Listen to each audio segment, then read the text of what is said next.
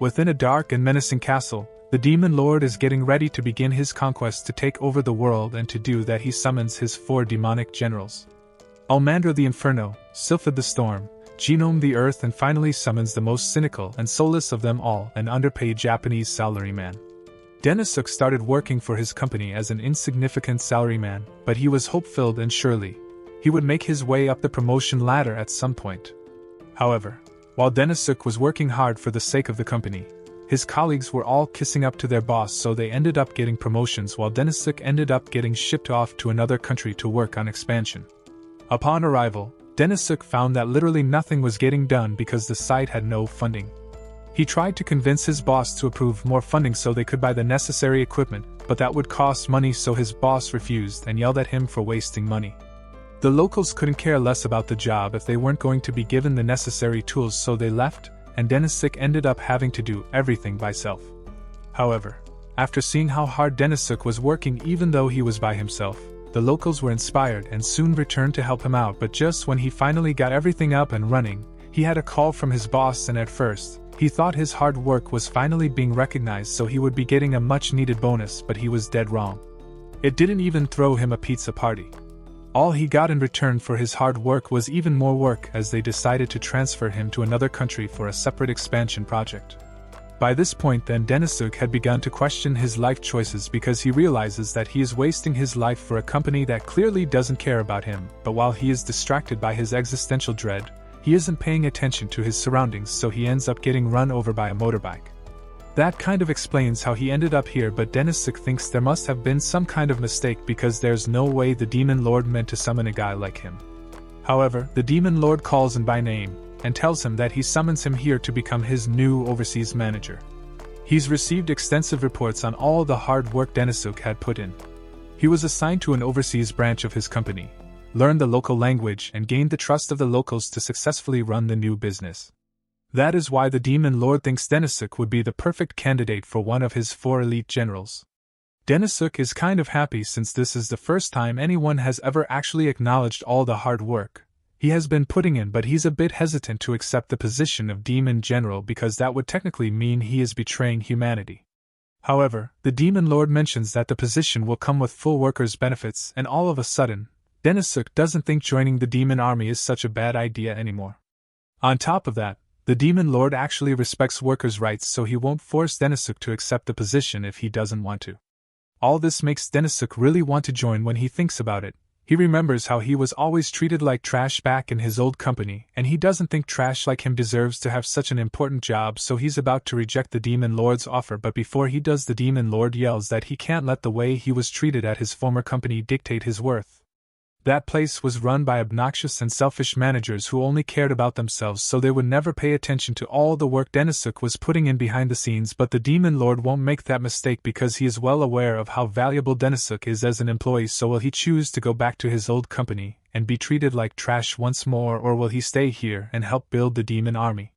Denisuk is still a little hesitant to accept. All of a sudden, Almandra speaks up and says she objects to the idea of having a weak human in the Demon Army.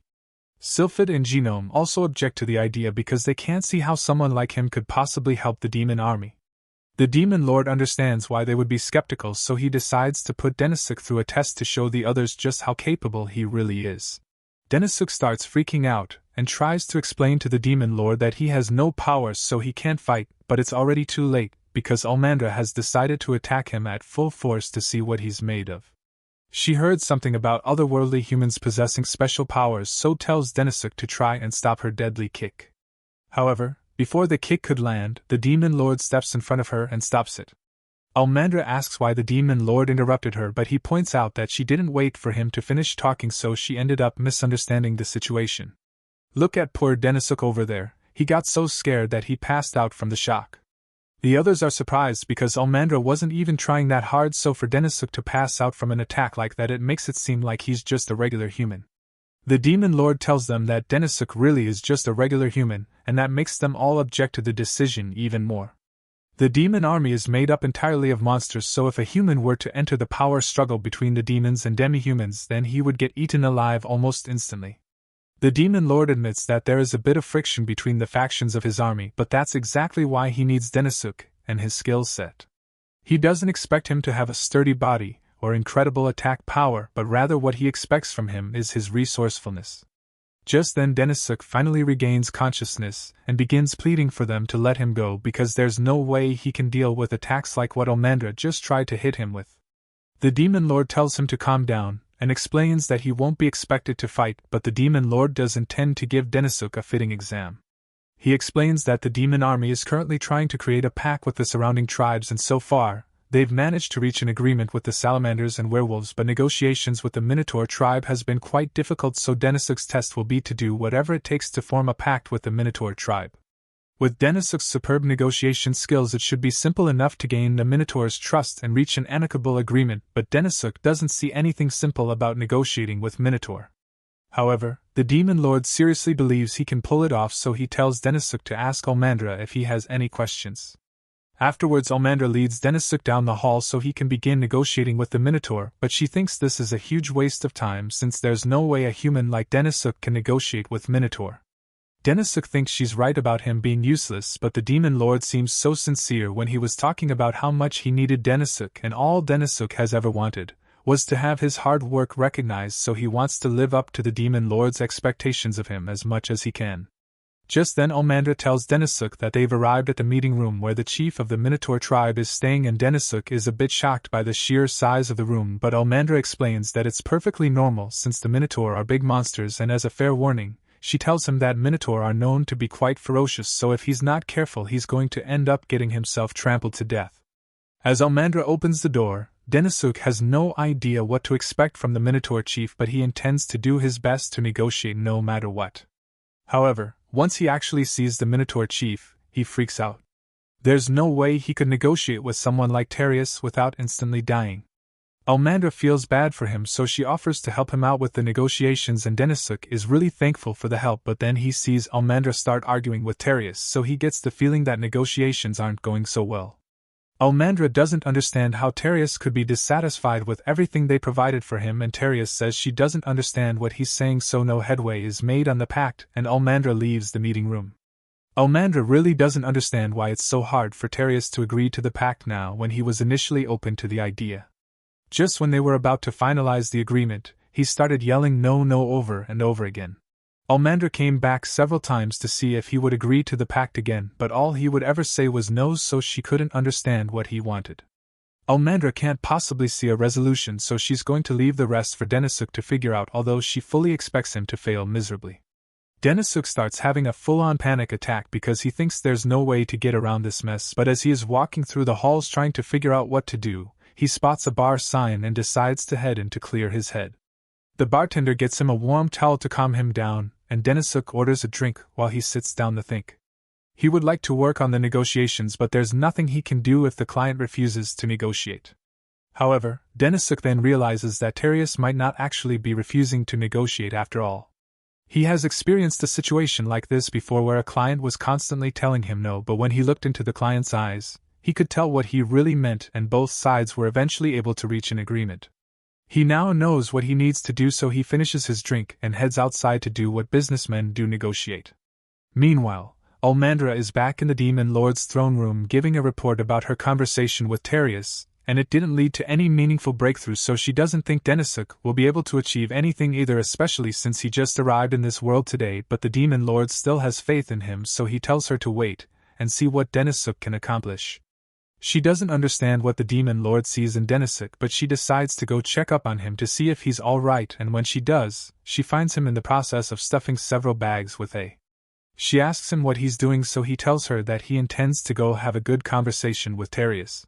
She tries to tell him that it's pointless since he's not willing to negotiate, but Denisuk still thinks there's a chance. He just needs to look Terius in the eyes and convey his emotions properly so the two of them can understand each other. Almandra notices that Denisuk looks a lot more confident than he did before, and without an ounce of fear this time, he walks into the meeting room to talk to Terius. The next morning Almandra comes into the meeting room to check if Denisuk is still alive, but when she looks inside, all she finds is a room full of hay, and neither Denisuk nor Terius inside. At first, she thinks the negotiations must have failed, leading to a massive fight, but just then Denisuk comes in and tells her everything is fine. In that case, she demands to know why there's hay all over their sacred demon castle, and more importantly, she asks where Terius went. Denisuk tells her that Terius is currently finalizing the pact agreement with the Demon Lord, but Almandra can't believe Denisuk managed to get him to agree in just one night. He explains that he simply took the time to get to know Terius well, and that made the negotiation process really easy. Almandra had thought Terius was refusing to negotiate because he kept yelling no over and over, but in reality, Terius thought negotiations were going really well. Denisuk had experienced something like this before with an international client, and the client in question was really enthusiastic about saying no to him, so Denisuk thought the negotiation was going to end in failure, but to his surprise, the man then reached out for a handshake, so he realized it was all a misunderstanding.